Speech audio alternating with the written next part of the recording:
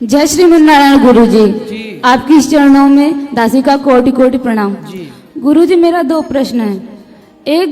एक वो है कि अगर कोई पवित्र होता है, जैसे वॉशरूम जाता है, लैट्रिन जाता है, तो उसके हाथ का हम खा सकते हैं? उसको नहाना चाहिए। वॉशरूम जाए तो 4 कुल्ला करे, हाथ पांव धो। गुरु जी बोलते हैं तो नहाते ही नहीं है। कौन है वो?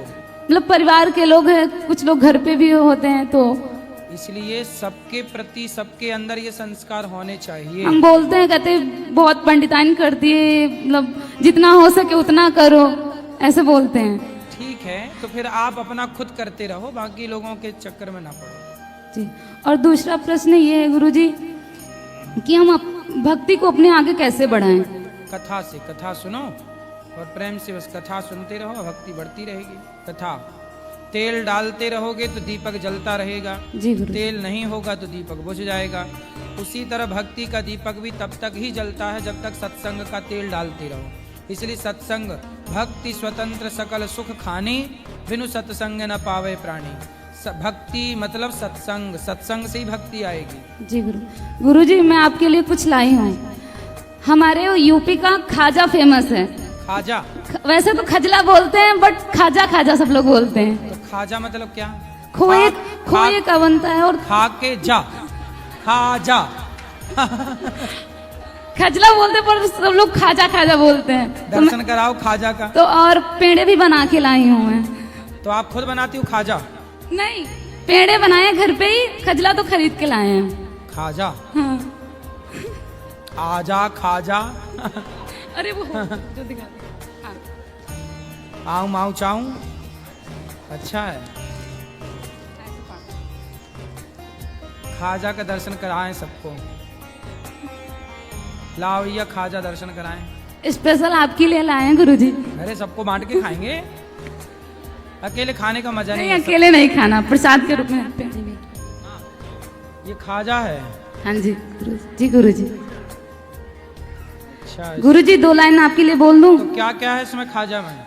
खोया है और चाशनी है और थोड़ा मैदे का, वो जो मैदे का बनाते हैं। बढ़िया है, बढ़िया, अच्छी खुशबू है।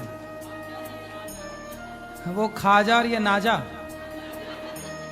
ये नाजा है। ये पेड़े हैं, खुद बनाए हैं गुरु जी। गाय के दूध से इलायची डाल के बढ़िया मस्त बनाए आपके लिए। अभी बांटते हैं मस्त सब भक्तों को। गुरु जी 2 लाइन बोल दें? हाँ। गुरु जी कृपा कीजिए, गुरु जी दया कीजिए, गुरु जी कृपा कीजिए, गुरु जी दया कीजिए। पहले भी व्यर्थ हुआ कई बार मेरा जीवन, पहले भी व्यर्थ हुआ कई बार मेरा जीवन। मैं तोड़ नहीं पाया मोह माया के बंधन, मैं तोड़ नहीं पाया मोह माया के बंधन। मैं सच्ची साई बाबा आश्रम से आया, सतीश मेरा नाम। मैं प्राणिक हीलिंग से जुड़े थे आप महाराज जी से? 1.5 ईयर से, 1.5 ईयर, अंदाजा 2 साल से। नहीं, बागेश्वर धाम से। और महाराज जी से कब से जुड़े आप?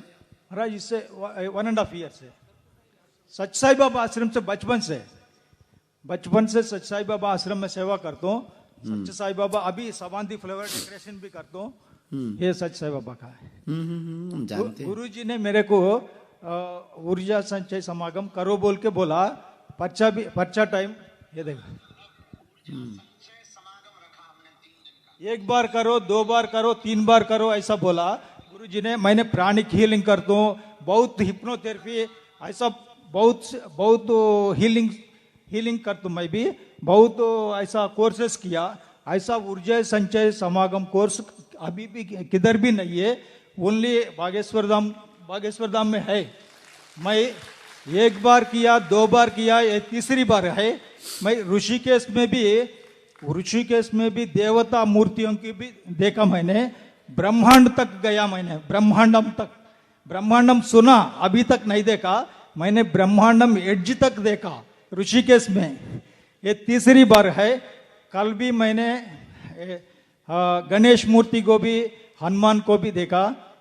मेरे को एक बार करो, 2 बार करो, 3 बार करो बोल के बोला गुरुजी ने। मेरे को ब्रेन डिटॉक्सिफिकेशन भी हो गया। मैंने आक्यूप्रेशर ट्रीटमेंट कर तो मेरे को ब्रेन को डिटॉक्सिफिकेशन है थोड़ा। ये भी बहुत आयुर्वेदिक दवा यूज किया, अभी तक कम नहीं है। ये ऊर्जा संचय समागम में मेरे को ब्रेन में पूरा विकारम डिलीट हो गया, बहुत डिलीट हो गया। गुरुजी को बहुत बहुत धन्यवाद। आपके चरणों में, आपका चरणों में कोटि कोटि प्रणाम। खुश रहिए। सर बोले कि मेरी लड़का है सो हमको बात नहीं मानता है सर, बहुत दारू शराब पीता है सर, तन को बात नहीं मानता है, किसी बड़ छोट काथी नहीं बुझता है। अच्छा, सर तो बात नहीं मानता। आपका बेटा आपका है, आपकी बात क्यों नहीं मानता? मनवाओ, जैसे माने वैसे मनवाओ। क्यों नहीं मानेगा भाई? यही सर, यही पे लड़का को लाए हैं सर। हाँ हाँ, कहाँ बात कराओ? प्रणाम गुरुजी। क्यों बेटा काहे नहीं मानते बात अपनी माँ की? क्या? माँ की बात क्यों नहीं मानते?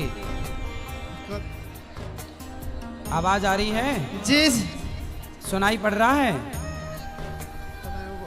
गुरुजी का भाषा समझ नहीं। अरे मैं कोई उर्दू थोड़ी बोल रहा हूँ। मानते हैं गुरुजी। माँ की बात मानते हो? जी गुरुजी। हमारी भाषा समझ में नहीं आ रही है? नहीं, सुनाई नहीं दिया। अच्छा, क्यों नहीं मानते माँ की बात? मानते हैं गुरुजी। माँ तो कह रही है नहीं मानते। दारू सर बहुत पीते हैं। शराब पीते हो? हाँ, शिखर पर आके एनी टाइम खाते रहते हैं। चलो बात कराओ। शराब पीते हो? कभी कभी पीते हैं। काहे पीते हो भाई? कभी कभी पीते हैं गुरुजी। क्यों पीते हो? क्यों पीते हो? ऐसा ही गुरुजी। कैसे ही? जी कैसे? ऐसे शराब पीना सही है? नहीं। तो काहे पीते हो? अब नहीं पिएंगे। नहीं पियोगे? जी नहीं। तो पहले काहे पीते थे? पहले पता नहीं था पता क्या नहीं पता था? कि खराब होता है। अच्छा, बड़े भोले हो। हाँ, शराब की बोतल में लिखा रहता है शराब पीना स्वास्थ्य के लिए हानिकारक है। वो लाइन नहीं पढ़ी आपने? जी अब नहीं पीना।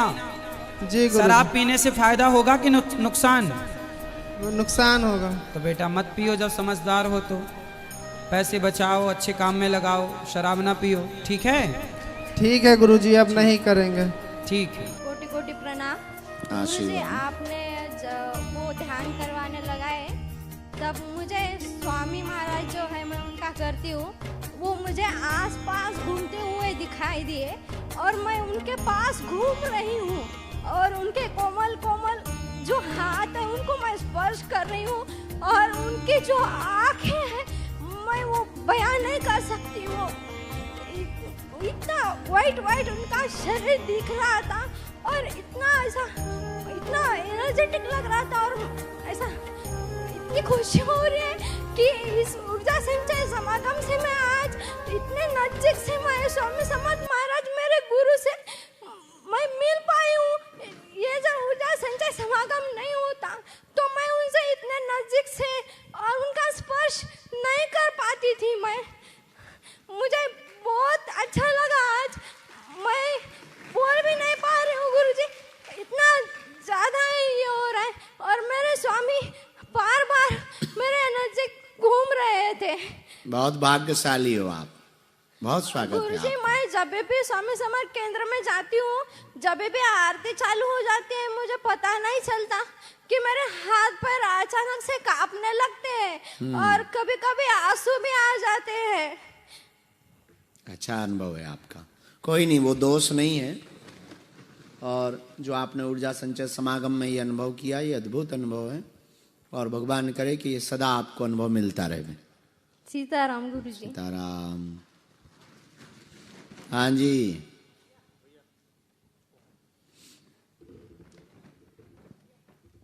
बोलो भैया। प्रणाम तो ठीक है, पहले माइक तो चालू कर लो। सीताराम गुरुजी, मैं सीताराम। सतपाल राठौर फरुखाबाद से आया हूँ और भारतीय वायुसेना से रिटायर हूँ। कैसे? भारतीय वायुसेना से रिटायर हूँ वाह, जय हिंद साहब। और धाम से लगभग पूरा 1 वर्ष होने जा रहा है मैं जुड़ा हुआ हूँ। ऊर्जा संचय समागम में आने से पहले यात्रा में काफ़ी संशय था कि जिस तरह से गाड़ी से होके आ रहे थे पता नहीं क्या होगा क्या नहीं होगा। आने के पश्चात मालूम हुआ कि आज वास्तव में ऊर्जा संचय समागम हमारे जीवन को परिवर्तित करने के लिए है। और जो हमारे मन में क्रोध और नफरत ईर्ष्या की जो भावनाएं थी वो आज जो त्राटक से पहले जो सत्र था उसमें सभी निकल गई। और दो हमें जो अनुभव हुए हैं, दिन में कभी सो नहीं पा रहा था, कल मैं सो गया तो मुझे एक भयंकर स्वप्न आया। मैं डर गया उसमें बहुत ज़्यादा, क्योंकि पता नहीं कौन आया था। मुझे लगा कि मेरे जीवन का अंत हो जाएगा, ऐसा मुझे आभास हुआ। क्योंकि थोड़ी देर में आँख खुली तो देखा कि कुछ था नहीं। रात्रि में भी एक स्वप्न हुआ, उसमें मैंने आपके दर्शन किए और आप आए, मेरे बच्चे के विषय में पूछा, उसका स्वास्थ्य के बारे में पूछा, जिसकी वजह से मैं 1 साल से परेशान हूँ। अभी थोड़ी देर पहले आपके समक्ष खड़ा हुआ था वो माइक पे, प्रियांशु राठौर नाम है उसका। आपने आशीर्वाद दिया, मुझे बहुत अनुभूति हो रही है। और आज के ध्यान योग में जो मैंने पाया प्रथम सत्र में, उसमें ऐसा लगा कि सांस की गति बिल्कुल ठहर सी गई है। 10 मिनट के जो ध्यान योग में बिल्कुल लगा कि सांस हमारी रुक चुकी है और हम ऐसे समाधि में बैठे हुए हैं, जिसका मुझे आभास हुआ। कैसा आनंद था पहला चरण का? पहला चरण इतना आनंदित था कि पता नहीं हम यहाँ हैं भी कि नहीं है, पता नहीं चला कि हम कहाँ बैठे हुए हैं। बस मैं अपने आप को अकेला पा रहा था और बहुत ही परम वैभव की अनुभव कर रहा था। आपके चरणों में कोटि कोटि नमन। और एक और बात कहना चाहूँगा कि आपके धाम से मैं चूँकि सेवानिवृत्त हो चुका हूँ वायुसेना से, तो मुझे कोई अब काम नहीं है, तो मैं सेवा कार्य से जुड़ना चाहता हूँ। हमारे यहाँ काम की और सेवा की कमी नहीं है, तो सेवा कार्य से मैं जुड़ना चाहता हूँ, ये मेरी भावना है। बिल्कुल पक्का। आप अंकुर जी को मिल लेना और धाम पे खूब सेवाएं हैं।